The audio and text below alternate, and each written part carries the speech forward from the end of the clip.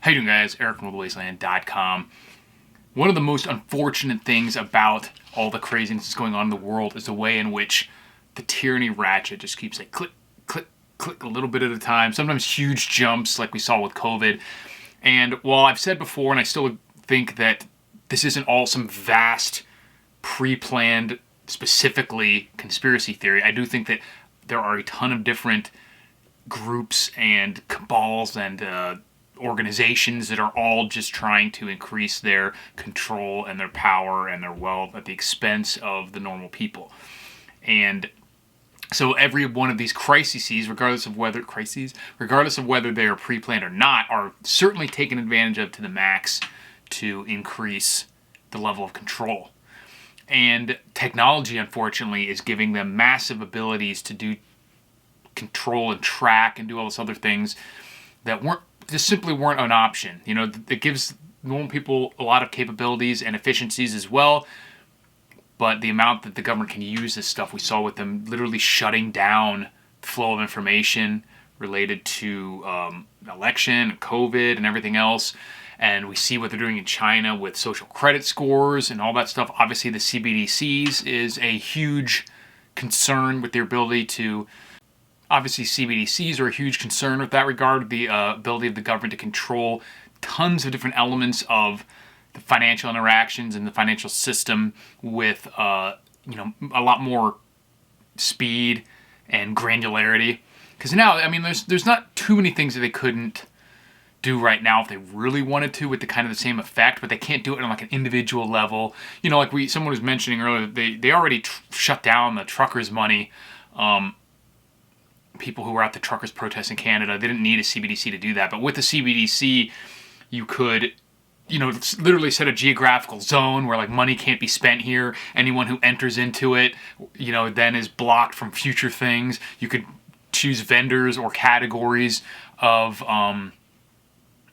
business that you just block or control the amount of, things like that. So, and especially, it's more about the cash being eliminated than in specifically CBDC versus digital, but them controlling the system completely versus it being, just private banks and whatnot. But these are all examples of the government technology being used to crack down on freedom. And another one that's popping up, which I actually made a video about this sort of thing a while ago, about a few things that you should get, and one of them was an older vehicle, because there is where is it called?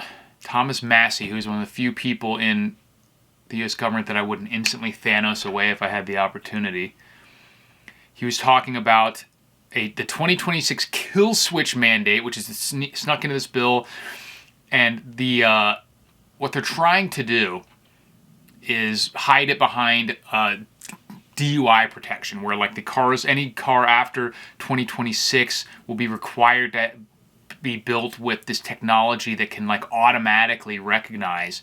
Here's the way he mentioned it. The federal government has mandated that all vehicles sold after 2026 must have a kill switch that can disable your vehicle based on your driving performance. So, and if you read the actual proposed law, it's based on, like I said, DUI thing, because they're like, oh, we want people to drive drunk. But it says it will include passively and accurately detect whether the blood alcohol concentration of a driver is equal to or greater than the blood alcohol described, blah, blah, blah. So it's supposed to have some way to passively detect whether your blood alcohol concentration, and prevent or limit motor vehicle operation if the blood alcohol concentration is above the legal limit.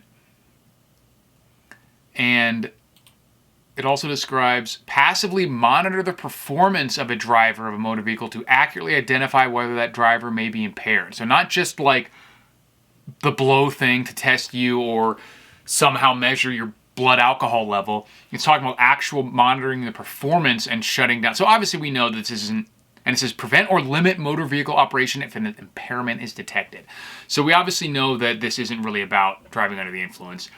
Specifically, it's about the ability to prevent or limit motor vehicle operation if something they don't like is detected. And here's the scary part: is this is always how they do it. They choose something that no one supports. Instagram memes aside, no one actually supports driving drunk.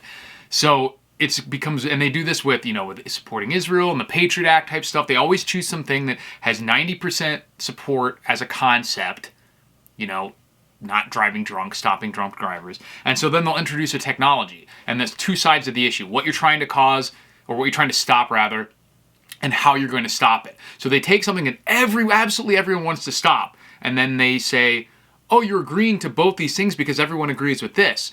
And this being the technology that they're putting in there to be able to stop cars when they feel like it. And so once that's in there, once the ability is in there to kill switch these cars, shut them down, track blank things that you're doing while you're driving, then they can always go, that's not going anywhere. That is in, cars will always have it after that.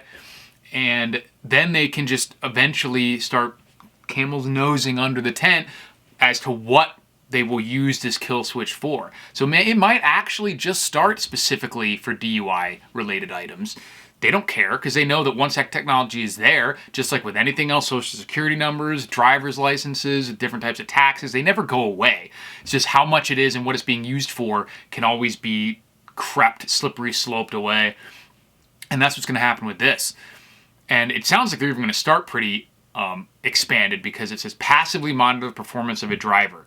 So it's not just actively testing, it's passively monitoring your actual driving skills. So they're going to have, what if you're like in the woods and you chainsaw yourself in the chest, like one of these cases, and you're having to drive yourself to the hospital because you're not even in cell service to call an ambulance, and you start getting woozy and like swerving a little bit, and then it's going to shut your car off and leave you by the side of the road because you're impaired.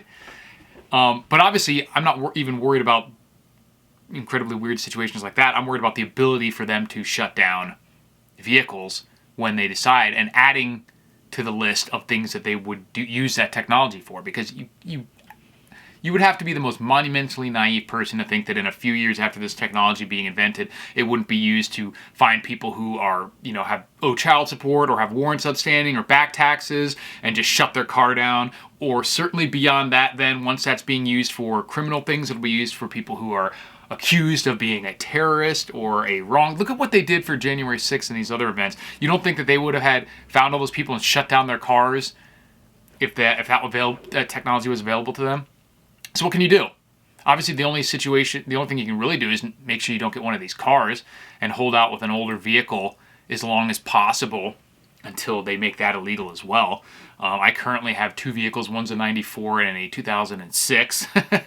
And like I mentioned in the video a long time ago, getting an older vehicle that doesn't have this type of technology is going to become more and more important. And someone actually wrote on Twitter that if this passes, that the small town America will start to look like Cuba soon with how much old vehicles they'll have. And while that's funny and I agree with the general premise, I honestly don't know if it's true. You add a little inconvenience and still most of these people, even these country red state people, are of this mindset that the cops are good, they don't use their powers unless you did something wrong, and they all buckled on COVID for the most part too. So I have very little faith left in the average American actually standing up and resisting a lot of these majorly inconvenient things. But let me know what you guys think, and if you have plans to keep an old vehicle alive, I would at least get something like a motorcycle, something cheap, easy. But yeah, an old pickup or something like that would probably be the best bet. Something that's really simple, can be repaired with very common parts, like an old F-150 or something, because there's a lot of parts that were the same for years and years and years. It can be swapped out easily with similar things, stuff like that. But just something that doesn't have to be a truck. It can just be a regular car, an old 94 Toyota. Those things were legendarily invincible. Just something that you can keep for years and years with minor repairs that isn't going to be subjected to this stuff in the event that they really go ham with it, which I think they will. Certainly want to. Thanks for watching, guys, and I'll talk to you soon.